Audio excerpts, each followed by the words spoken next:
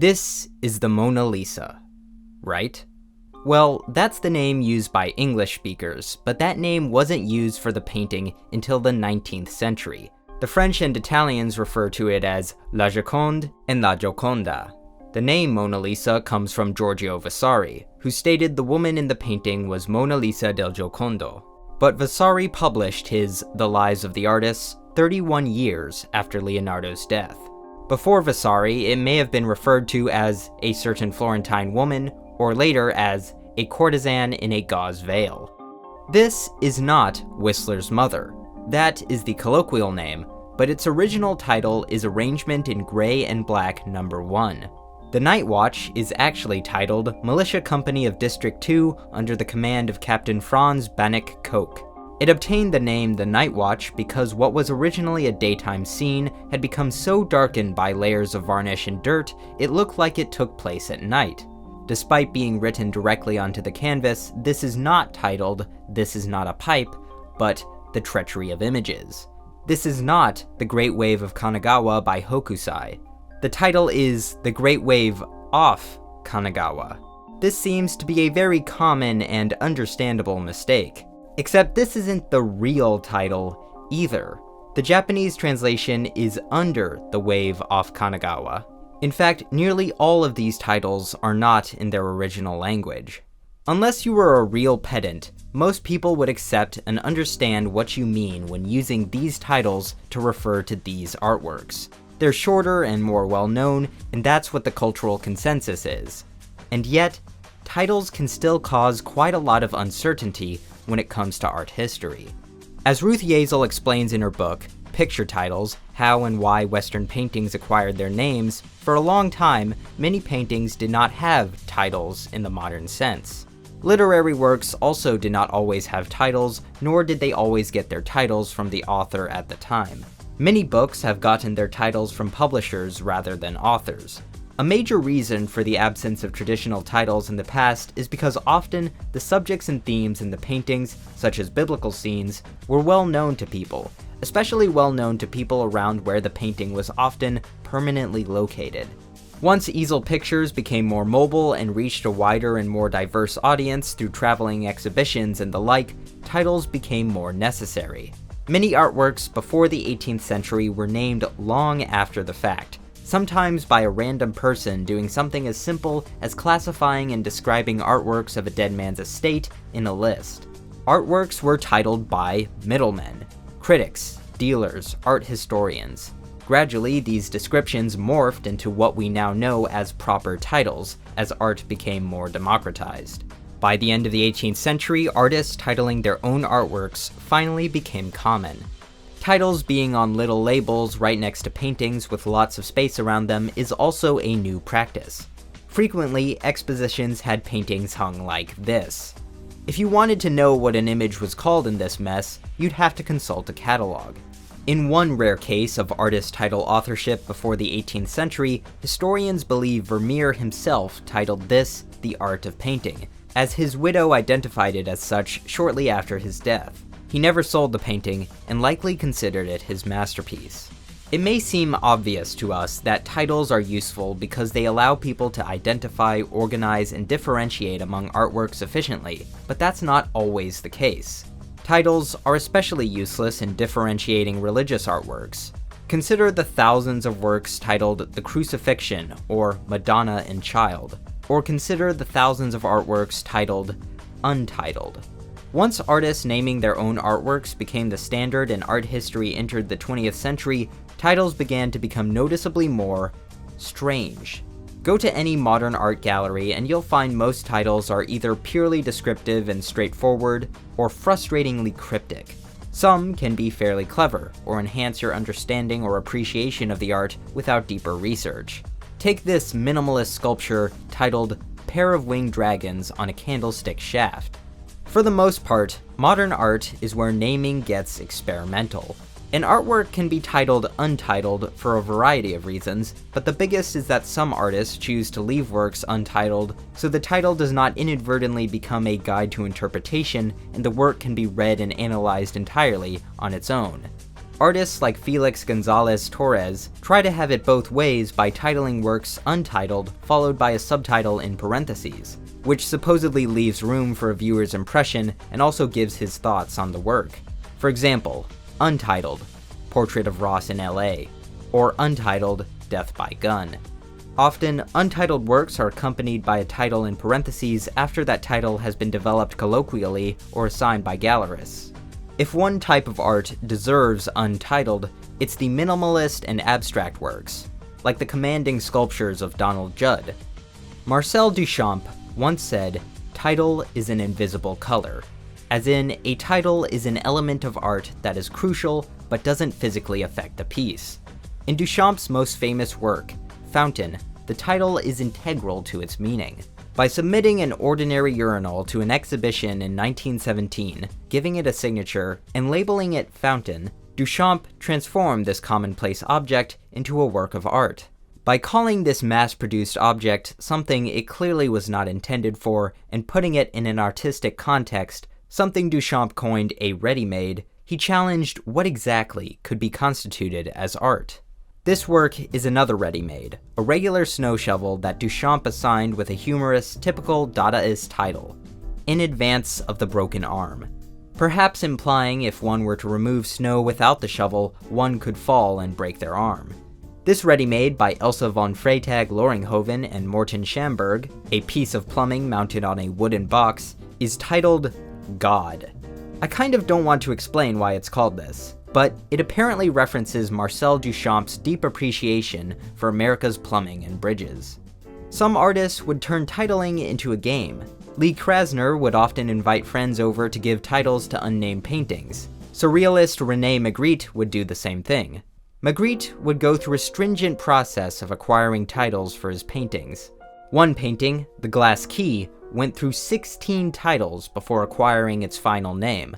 Sometimes he would provide a title and then ask a friend to come up with a better one. In fact, British art critic David Sylvester estimates that, of Magritte's 700 titles, distributed among some 1,800 works, nearly half were supplied by other people. Magritte was a fan of playing with the relationship between words and images. He was not a fan of psychoanalysis, interpreting his paintings, or finding symbols in them. As a result, many of his titles seem completely unrelated to the paintings. When he did give explanations for why some paintings had certain titles, these explanations were kind of insane. Take this painting of a canvas and easel depicting a row of trees which appears to be nestled in the leaves of the very same foliage the painting within a painting is depicting. What would you guess the title for this work is? That's right, The Waterfall. Because according to Magritte, it is the description of an inspired thought, and the title The Waterfall suggests that this inspired thought gushed forth like a waterfall. Magritte's famous picture of suited men floating above a city is titled Golconda, because, quote, Golconda was an Indian city of riches, something of a marvel. I think it is a marvel to travel through the sky on the earth. Now, these explanations sound like trolling, basically. Like the artist is simply pulling our leg, but it seems as though he took these tenuous connections between title and image seriously. Magritte's paintings are incredibly mysterious, and he is not giving you an inch to solve that mystery just by reading the title. My titles are not keys, he declared, adding, there are only false keys. I love how crazy these combinations can get, and it just leaves you thinking and thinking. Why and how did this monumentally large rock get balanced perfectly on these mountains? What put it there? What does a glass key have to do with it? Is there a key to the work? Is there some metaphor we're missing? The title comes from the book by Dashiell Hammett, which has a murder mystery plot that also has little to do with the subject of the painting on the surface. By diving into the elements and themes in Hammett's novel, one can come up with an analysis that gives some answers to these questions. One can connect A with B and B with C and say, ah, this is the meaning.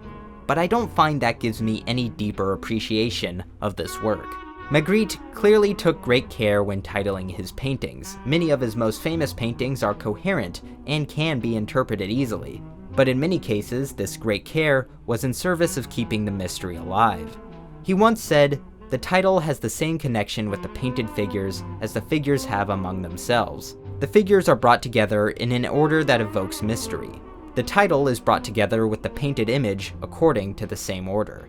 Like a Zen Buddhist koan, a short story, phrase, or question meant to teach and encourage enlightenment and does not have a definitive answer or meaning, there may not be a good answer for these titles. What is the sound of one hand clapping? Why is this titled The Glass Key? Nearly every artist has their own quirks about titling. Rene Magritte almost always made titles after the painting. Jasper Johns sometimes made titles before paintings. Pablo Picasso was indifferent about titling. He once said, "A painting, for me, speaks by itself. What good does it do, after all, to impart explanations? A painter has only one language." But that didn't stop him from speaking out against other people's titles for his works when they annoyed him.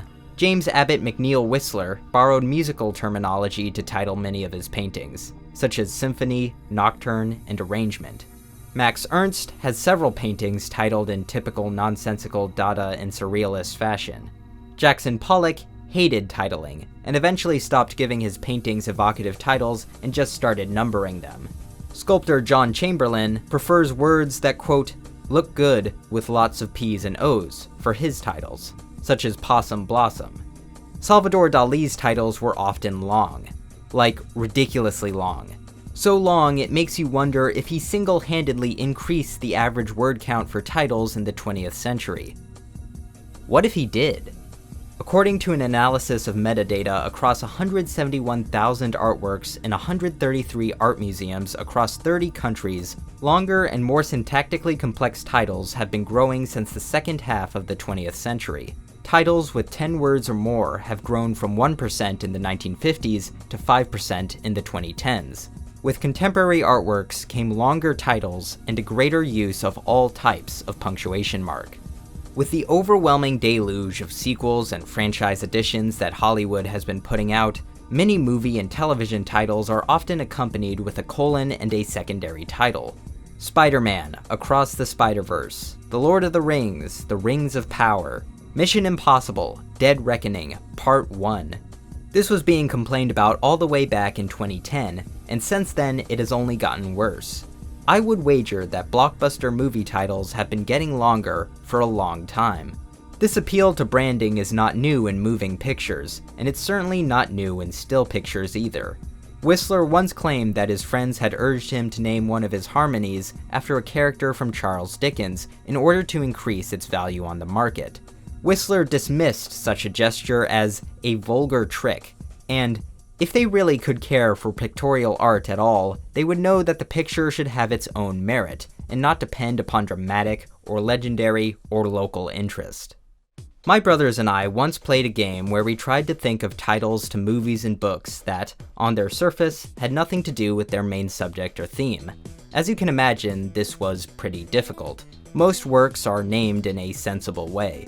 The best we could come up with was A Clockwork Orange, and even that has an explanation. In fact, 3 explanations.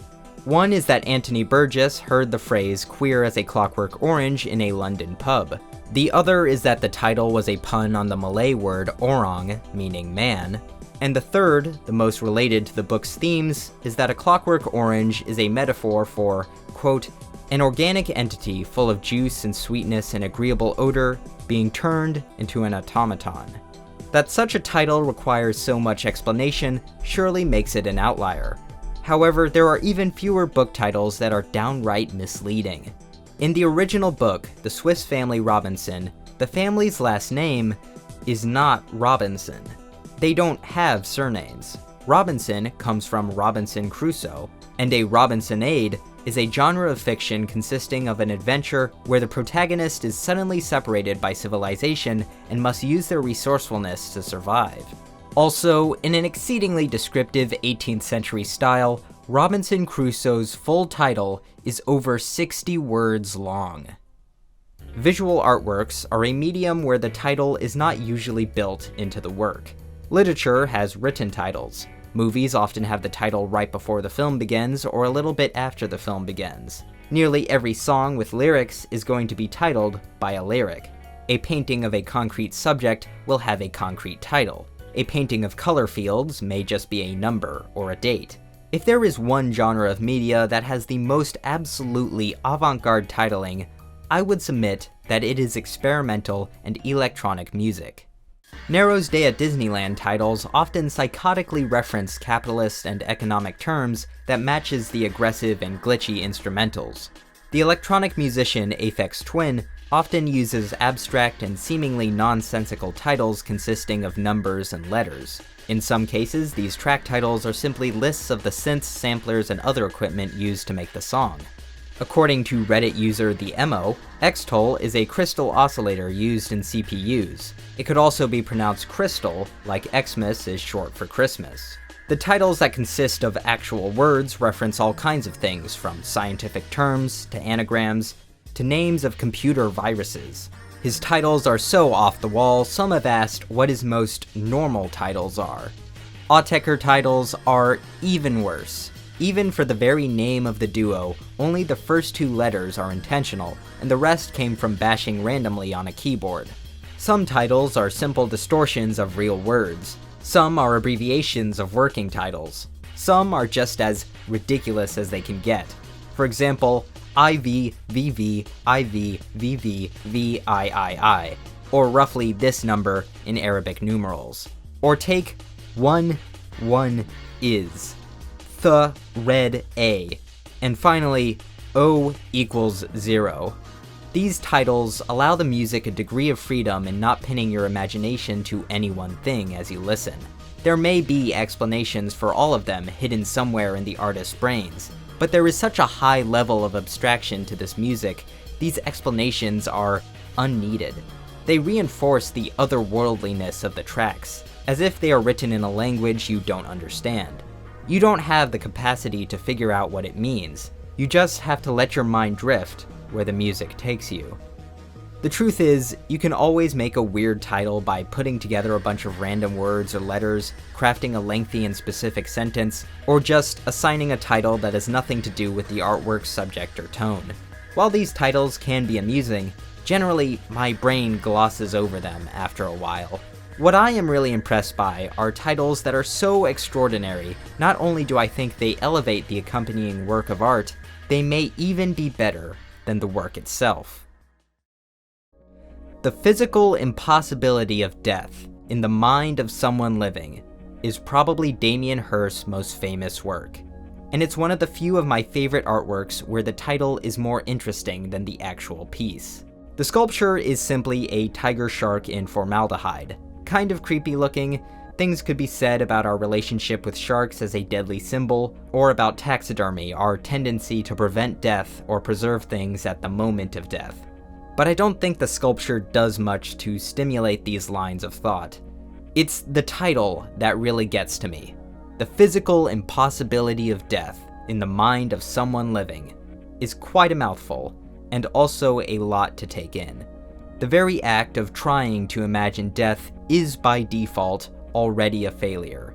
To think of what nothing would feel like is to think, thus making thinking of death a physical impossibility. Such a commanding title, paired with such an unnerving animal, brings attention to a fact of life that borders on a shared cosmic horror. Life-Changing Moments Seem Minor in Pictures is the name of an album and a track by the Minecraft musician C418. The album starts off with a track titled After You Hear This, You Are Older, and the rest is full of tracks with other fascinating titles, calming, droning, cheery electronic beats, and a little bit of everything in between. But Life-Changing Moments Seem Minor in Pictures is devastating in a way that needs little explanation. Enjoy Your Worries, You May Never Have Them Again, by The Books, is a title that really screws with my head. The song it accompanies features a rowdy plucked guitar layered over all kinds of samples that produces this nostalgic and melancholy atmosphere. The actual song, I don't much care for. It's not a bad song by any means, I just don't find it that notable. It's not even my favorite song in this band. But this title, man. It could be read like, Enjoy Your Worries Now because later down the line you could have more severe worries, But another reading is that anxiety is a part of daily life. People don't tend to appreciate their anxieties. We are told to count our blessings, but sometimes that's just not comforting. What we worry about drives us to act far more than what we're secure about. Your worries are part of you, and the worries you have now also signify a distinct chapter in your life.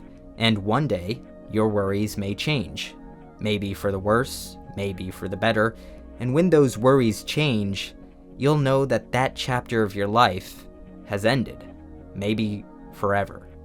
To get all of that from a piece of text attached to a work of art I otherwise don't care for surely makes this a weird title. Elizabeth Armstrong, a curator of contemporary art who's helped come up with titles for exhibitions, once suggested, "In the world of internet search engines, the more keywords or tags provided by your title, the better. In the age of the internet, titles in all mediums are more often than not deliberately gamed for algorithms through keywords, capitalization, and including references to trending topics. Subtle and elusive titles have become something of a lost art. But I also think there is something admirable about the efficiency of these new kinds of titles, especially when someone can create a title that is both attention-grabbing and meaningful. Titles provide the challenge of summing up the entirety of a work within a few words.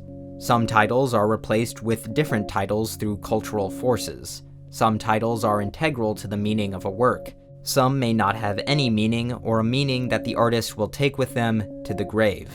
In some unique cases, titles transcend the work itself, becoming a poem within an artwork. Take it from Duchamp in an interview a few months before his death.